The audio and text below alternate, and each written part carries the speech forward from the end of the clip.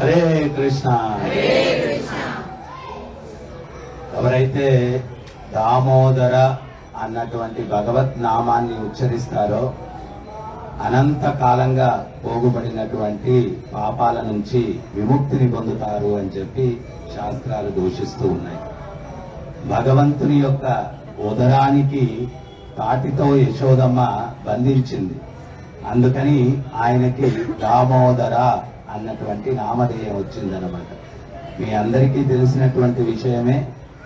భగవంతుడు ఏంటి అంటే ప్రతిరోజు యశోదమ్మ ఇంటి ముందు పెద్ద క్యూ ఉండేదన్నమాట. ఎందుకయ్యా క్యూ అంటే ఈ గోపికలందరూ కూడా ఫిర్యాదునివ్వడానికి వచ్చేవాళ్ళు. ఏమని అంటే, ఏమ్మా మీ ఇంట్లో వెన్న మిగడా లేదా, మీ వాడిని మా ఇళ్ల మీదకి తరుగుతావు, వాడొచ్చి నానా బీభత్సం చేస్తున్నాడు ఇళ్లలో అంటే అప్పుడు యశోదమ్మ చెప్తుంది, వాడికి కనపడకుండా పెట్టచ్చు కదమ్మా వెన్న అని చెప్తుంది.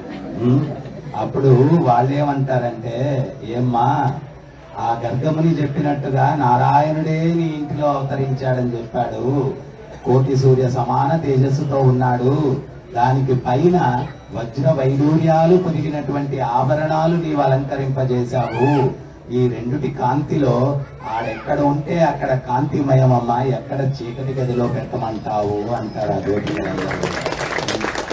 తర్వాత మళ్ళా యశోదం ఏమంటుందంటే, అందనటువంటి ఎత్తులో పెట్టచ్చు కదా వెన్న అంటుంది. ఏమమ్మా నా చేత చెప్పించుకుంటావా తల్లి, ఆ బలి చక్రవర్తి అమాయకుడు వామన రూపంలో వస్తే ఆయన అనుకున్నాడు, చిన్న పిల్లవాడు 3 అడుగులు ఉన్నాడు అనుకున్నాడు, నీకు దానం కావాలంటే 3 అడుగులు అన్నాడు. ఆయన అన్నాడు అమాయకంగా, ముల్లోకాలు పాలించే నన్ను అడిగేది 3 అడుగులు అంటయ్యా అన్నాడు. ఈయన సంగతి ఆ అమాయకుడికి తెలీదు. 2 అడుగులతో ముల్లోకాలు ఆవహించిన ఆ స్వామికి అందనటువంటి ఎత్తు ఏముంటుందమ్మా అని చెప్పి అందనటువంటి ఎత్తు సరేనని చెప్పి అప్పుడు యశోదమ్మ అనుకునిందంట, వీళ్ళందరి చేత ఈ రకంగా మాటలు పడ్డం దేనికి, ఇంట్లో పనోళ్ళు వెన్న చేస్తున్నారు కాబట్టి వీడికి రుచించట్లేదేమో, నేను స్వయంగా చేస్తే తృప్తిగా తింటాడు, ఇంకో ఇంటికి వెళ్ళడు అని చెప్పి ఆ రోజు స్వయంగా ఆమె వెన్న చిలుపుతూ ఉందంట. కృష్ణుడు ఆడుకొని వచ్చాడు. వచ్చి అమ్మ పిల్లవాడు తల్లి ఎప్పుడు గుర్తొస్తుంది, కడుపు ఖాళీ అయినప్పుడు గుర్తొస్తుంది. పరిగెత్తుకుంటూ కృష్ణుడు ఏం చేశాడు అంటే, ఆ యశోదమ్మ వెన్న చిలుపుతూ ఉంటే ఆ కవ్వాని గట్టిగా పట్టుకున్నాడు అనమాట. పట్టుకుంటే ఆమెకు అర్థమయ్యింది వీడికి ఆకలేసింది అని చెప్పి ఒళ్ళోకి తీసుకుని పాలు ఇవ్వడం మొదలు పెట్టింది అనమాట. ఈ లోపల పొయ్యి మీద పాలు పొంగిపోతూ ఉన్నాయి. అప్పుడు యశోదమ్మ అనుకునేది పాలు పొంగిపోతున్నాయి అని చెప్పి పరిగెట్టుకుంటూ ఆ పాల గిన్నె దింపడానికి వెళ్ళేసరికి పిల్లవాడు ఎప్పుడు సంతృప్తి చెందుతాడంటే ట్యాంకీ ఫుల్ అవ్వాలి, హాఫ్ ఫుల్ అయితే సంతృప్తి ఉండదు అనమాట. మీరు కూడా చిన్నపిల్లలకి అందరూ తల్లులే, మీకు తెలుసు ఆ విషయం. కడుపు నిండా వాడికి నిండినప్పుడే సంతృప్తి అనమాట. అయినా కానీ ఆచార్యులు విశ్వనాథ్ చక్రవర్తి ఠాకూర్ ఏమంటారంటే, ఆ పాలు ఎందుకయ్యా పొంగాయి అంటే ఆధ్యాత్మిక జగత్తులో ప్రతిదీ జీవం ఉన్నటువంటిదేనంట. గోలోక బృందావనం గురించి వర్ణిస్తారు. అక్కడ కృష్ణుడు యమునలో స్నానం చేసి బయటకు వస్తే ఒక గోపాలుడు మంచి మెత్తటి టర్కీ టవల్ అయిపోతాడంట. కృష్ణుడికి చక్కగా తొడవాలా అని చెప్పి గోపాలుడు అయిపోతాడంట. ఇంకొక పిల్లవాడు అనుకుంటాడంటే గోపాలుడు కష్టపడి ఈది వచ్చాడు యమునలో, ఆయన కూర్చోవాలి కదా అని చెప్పి ఆయన ఒక మంచి సోఫా అయిపోతాడంట. ఆధ్యాత్మిక జగత్తులో జడం అనేది ఏమీ ఉండదంట, అంటే ప్రాణము లేనిది అన్నది ఏది ఉండదంట. సర్వ వస్తువులకి కూడా సర్వ జీవులకి అన్నిటికీ కూడా ప్రాణం ఉంటుందంట.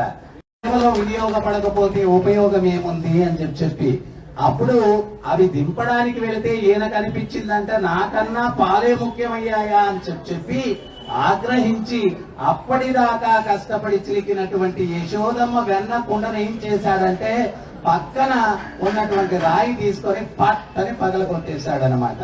ఆ వెన్నంతా కూడా చిందర బందరగా పడిపోతే ఆ నురుగు తీసుకొని కొంచెం తిన్నాడు. మిగిలిన ఖాళీ పొట్టను కాస్త నింపుకున్న తర్వాత ప్రతి పిల్లవాడికి తప్పు చేసిన తర్వాత తెలుస్తుంది ఏమని, నేను తప్పు చేశాను. చేసేటప్పుడు తెలియదు, చేసేటప్పుడు తెలిస్తే ఎందుకు చేస్తాడు, చేయడు కదా. వాడు చేసేసిన తర్వాత అప్పుడు కృష్ణుడు కనిపించింది, ఇప్పుడు అమ్మ నన్ను దండిస్తుంది అని చెప్పి ఆయన ఏం చేశాడంటే వెళ్ళి తలుపు వెనకాల ఉన్నటువంటి చెక్క రోలు మీద ఎక్కి దాక్కొని నిలబడ్డాడనమాట.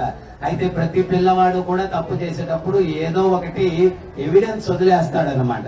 ఈయన వదిలేసిన ఎవిడెన్స్ ఏంటి అంటే వెన్నంతా బాగా తొక్కేసి నడుచుకుంటూ వెళ్ళాడు కదా, ఆ వెన్న తొక్కి వెళ్ళినటువంటి పాదాలతోటి వెళ్ళడం వల్ల ఆ పాదాల గుర్తులు ఎవిడెన్స్ అనమాట. ఈయనేమనుకున్నాడంటే దాంకున్నాడు అనమాట. దాంకుని ఒక్కోసారి పక్కనే స్తంభం ఉండేదంట, ఈయన యొక్క ప్రతిబింబమే ఆ స్తంభంలో కనిపించేదంట. అప్పుడు ఆ స్తంభంలో కనిపించేటువంటి ప్రతిబింబంతో ఈయన డీల్ ఏర్పరచుకునేవాడంట. ఏయ్ అమ్మకి చెప్పాకు, నీకు కూడా ఇస్తాలేదన్నా. చెప్తావా అంటే ఆడు కూడా చెప్తావా అని కళ్ళు పెద్ద చేసి చూస్తే నా మీద గుడ్లు దూతావా అంటే ఆడు ఊరుతున్నాడంట గుడ్లు. అప్పుడు యశోదమ్మ వచ్చి ఇవన్నీ చూసి, అరే కన్నయ్య ఏంట్రా జరుగుతుంది అంటే, అమ్మ వీడు దొంగడు, వెన్న దొంగతనం చేయడానికి వచ్చాడు, నా మీద గుడ్లు రుమ్ముతున్నాడు, నా మీద కోప్పడుతున్నాడు అని చెప్పి ఆయన యొక్క ప్రతిబింబాన్ని చూపించే అమ్మకి యశోదమ్మకి చెప్పేవాడంట. ఇటువంటివన్నీ కూడా బృందావనంలో లీలలన్నమాట.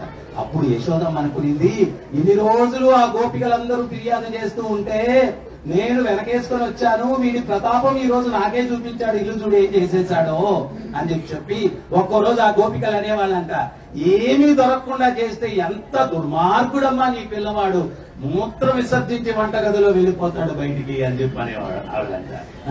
నాకే ఈ యొక్క ఇవన్నీ చూపిస్తాడా అని చెప్పి ఆమెకు కోలు తీసుకొని దగ్గరికి వెళ్ళేసరికి ఆ యొక్క చెక్క రోలు మీద నుంచి దూకి పారిపోతూ ఉన్నాడనమాట. పారిపోతూ ఉంటే కాలయవ్వనుడు తరుముతూ ఉంటే భగవంతుడు నడుస్తున్నాడంట వెనకాల. తరమడం కాదు, భగవంతుడు నడుస్తూ ఉంటే కాలయవ్వనుడు పరిగిస్తున్నాడంట. ఆగు కృష్ణ ఆగు, రణం నుంచి పారిపోతావా. ఆయన నడుస్తుంటే వీడు పరిగిస్తున్నాడు. అంటే మనోవేగం కన్నా వేగంగా వెళ్ళగలిగినటువంటి వాడి భగవంతుడు. ఆయన ఎవరు అందుకోగలరు చెప్పండి. యశోదమ్మ ఎప్పుడు కూడా రన్నింగ్ రేస్ చేయలేదు జీవితంలో. ఆమె పరిగెత్తింది, కృష్ణుడు పరిగిస్తున్నాడు. అప్పుడు యశోదమ్మ అంటుంది, అరే కన్నయ్య అలసిపోయాన్రా, దొరికిపోరా. అప్పుడు కృష్ణుడు అంటున్నాడంట, ఇది పద్ధతి, నన్ను ఎవడన్నా పట్టుకోవాలంటే పంతానికి పోతే దొరకను, ప్రేమకు వశమైపోతాను, ప్రేమగా ఎప్పుడైతే ఆ రకంగా ప్రార్థించిందో అప్పుడు ఆయన చిక్కిపోయాడు. మళ్ళా యశోదమ్మ ఏమంటుంది, ఇంకొకరికి ఈ యొక్క గతి పట్టకుండా ఉండాలంటే నిన్ను బయటకు పోకుండా బంధించాల నిన్ను అని చెప్పి ఆమె ఏం చేసిందంటే కృష్ణుని లాక్కొని పట్టుకొని వచ్చి నార చీరలన్నింటినీ కూడా వెలివేసి ఆయన నడుము కట్టడానికి ప్రయత్నిస్తూ ఉంటే 2 అంగుళాలు గ్యాప్ వస్తుందంట, 2 వేళ్ళు గ్యాప్ వస్తుందంట. ఎన్ని కలిపినా గాని గోపికలందరినీ పిలుస్తుందంట, రండి మీకు చాలా ఇబ్బంది పెట్టాడు కదా, ఈ రోజు వీటి సంగతి ఏంటో తేల్చేస్తాం, మీ ఇంట్లో ఉన్న తాళ్ళు చీరలు నేరలు అన్ని తీసుకొని రండి అంటే వాళ్ళందరూ కూడా తీసుకొని వస్తున్నారంట. అవన్నీ ముడివేసినా గానీ మళ్ళా 2 వేళ్ళు గ్యాప్ వస్తూ ఉంది. విశ్వనాథ్ చక్రవర్తి ఠాకూర్ అని చెప్పి మహానుభావుడు, ఆయన ఆచార్యుడు, ఆయన ఏం చెప్తున్నాడంటే ఆ 2 వేలు గ్యాప్ ఏంటి అంటే పూర్ణ శరణాగతి, ఇంకొకటి ఏంటి అంటే ప్రీతిపూర్వకమైన సేవా భావన. ఇప్పుడు మనందరం కూడా 1 గంట నుంచి కూర్చొని ఉన్నాం, కానీ చాలా ఇబ్బంది పడుతూ ఉన్నాం, అటు కదులుతున్నాం, ఇటు కదులుతున్నాం, లోపల అనుకుంటూ ఉన్నాం ఏమని అంటే ఎంత తొందరగా అయిపోతుంది క్రతువు అని చెప్పి అనుకుంటూ ఉన్నాం. కానీ ఎప్పుడైతే మనం చిన్నప్పుడు ఎప్పుడో సినిమా హాల్కి వెళ్ళలేదా, టికెట్ కోసం తోసుకోలేదా, చెప్పులు తెప్పుకోలేదా, చొక్కా చింపుకోలేదా టికెట్ కోసం, అప్పుడు వాటి కోసం అవన్నీ కష్టాలు పడ్డాం. నేను ఒకసారి కన్యాకుమారి పోతే మండు టెండలో 2 జంట బండ మీద కూర్చున్నారు, వేడిగా నిలబడ్డమే కష్టంగా ఉంది. నేను అన్నాను మా భక్తుల్ని చూపించి, చూడవయ్యా మాయ ఎట్లుంటుందో, ఈ ఎండలో బ్రహ్మాండంగా బండ మీద కూర్చుని ముచ్చట్లు చెప్పుకుంటున్నారు, అదే భగవత్ సేవ ఈ ఎండలో చేసి, గురువు గారు చాలా ఎండగా ఉంది గురువు గారు, చాలా కష్టం గురువు గారు అంటాం. ఈ ముచ్చట చూడండి, ఇక్కడ వాళ్ళకి ఎండ గింద ఏమనిపించట్లేదు. ఇదే మాయ. భగవంతుని కోసం మనం అదే దొరకునా ఇటువంటి సేవ. తులసి ఈ యొక్క సాలగ్రామ కళ్యాణోత్సవం జీవితంలో ఎప్పుడు చూడలేదురా నాయనా, ఇప్పుడు మాకు ఆ భాగ్యం కలిగింది, ఇంకా వినాలా, మంచి విషయాలు చెప్తున్నారు, ఇంకా వినాలి, ఇంకా చూడాలా అని ప్రీతితో, అంతేగాని అయిపోదాం ఇంకా అవ్వట్లేదే, ఇంకా ఎప్పుడైపోతుంది ఇట్లా కాకుండా ప్రీతిగా ఎప్పుడైతే ఇంకా వినాలా, ఇంకా చూడాలా అని దివ్యంగా ప్రేమతో, అదే 2వ వేలు ప్రీతిపూర్వకమైన సేవా కైంకర్యం. ఎవరైతే ప్రీతిగా కైంకర్యం చేస్తారో, ఈ 2 గాని చేయగలిగితే ఆయన బంధింపబడతారు దామోదరుడు. అప్పుడు మళ్ళా మనిందంట, ఏ కృష్ణయ్య కృష్ణయ్య చాలురా నాయన, ఎన్ని తాళ్ళు తెమ్మంటావురా, ఆయన ఎవరు? విశ్వరూపుడు. ఆయన యొక్క సైజ్ ఏమన్నా లెక్క కట్టడానికి వీలవుతుందా? విశ్వమంతా ఆవహించగలిగినటువంటి విశ్వరూపుడు, విశ్వాంతరాత్ముడు ఆయన. సో ఆమె ఎప్పుడైతే విజ్ఞప్తి చేసుకునిందో అప్పుడు మళ్ళా కృష్ణుడు, దానికి వచ్చావు తల్లి, దానికి వచ్చావు, ప్రేమ ప్రేమ అదొక్క దాంతోనే నేను బంధింపబడేది అని చెప్పి మళ్ళా బంధింపబడ్డాడంట. ఆ తాటితో ఆ శృతి మెత్తనైనటువంటి నడుముకి బంధింపబడినాడు కాబట్టి ఆయనకి దామోదరుడు అని పేరు వచ్చిందంట. ఆ దామోదర అన్నటువంటి నామాన్ని ఎవరైతే ఉచ్చరిస్తారో అనాదిగా ఎన్నో జన్మలుగా చేసుకున్నటువంటి పాపాలన్నిటి నుంచి కూడా విముక్తిని పొంది మోక్షాన్ని పొందుతారు అని చెప్పి శాస్త్రాలు చెప్తూ ఉన్నాయన్నమాట. ఈ విషయం ఇంకొకటి చెప్పి నేను ముగించేస్తాను. ఆయన కూడా అనుకుంటున్నాడు, స్వామి పైకి ఏదో 2 విషయాలు చెప్పండి, ఎంతసేపు తీసుకుంటారు ఏంటని ఆయన కూడా అనుకుంటున్నాడు. సో ఏంటి అంటే ఈ విషయం బలరాముడికి చెప్పాడంట. బలరాముడు లేడప్పుడు ఇంట్లో, బలరాముడు లేడు, ఆడుకుంటూ ఉంటే బలరాముడి దగ్గరికి చెప్పారంట, వెళ్ళి ఎవరో గోపాలుడు చెప్పాడంట, అయ్యా కృష్ణుని కట్టేశారయ్యా అన్నాడంట. కృష్ణుణ్ణి కట్టేశారయ్యా అని ఎప్పుడైతే బలరాముడు విన్నాడో ఉద్వేగంతో ఊగిపోతూ అంటున్నాడంట, ఎవరు నా సోదరుణ్ణి బంధించింది? నేనెవరనుకున్నారు? నా సోదరుడు ఎవరనుకున్నారు? నారాయణుడు, నరసింహుడు, వామనుడు, వరాహుడు నా సోదరుడు ఎవరనుకున్నారు? ఎవరు నా సోదరుణ్ణి బంధించింది? నేనెవరనుకున్నారు? అనంతుణ్ణి, అనంతమైన జ్వాలలతోటి ఈ బృందావనాన్ని దహించి వేస్తాను, ఎవరు నా సోదరుణ్ణి బంధించింది అని చెప్పి బిగ్గరగా ఊగిపోయాడంట. అప్పుడు ఆ గోపాలుడు మెల్లిగా చెవులతో చెప్పాడంట, ఎవరో కాదు, యశోదమ్మ. యశోదమ్మ ఈ ముఖం ముందరికి మళ్ళా వచ్చాడంట.